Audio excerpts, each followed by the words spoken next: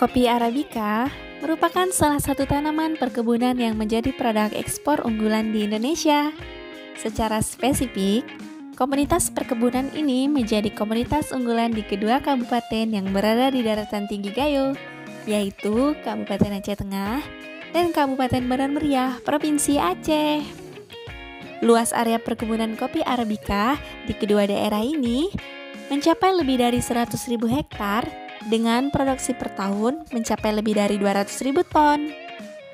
Kopi Arabica dari daratan tinggi Gayo ini sudah mendapat pengakuan dunia dengan diterimanya sertifikasi indikasi geografis kopi Arabica Gayo pada tanggal 27 Mei 2010 oleh Kementerian Hukum dan HAM Republik Indonesia.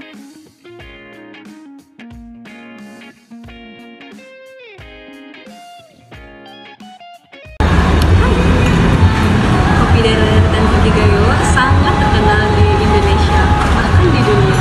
Keistimewaannya adalah memiliki sedikit rasa yang asamnya rendah, dan sedikit memiliki rasa rempah.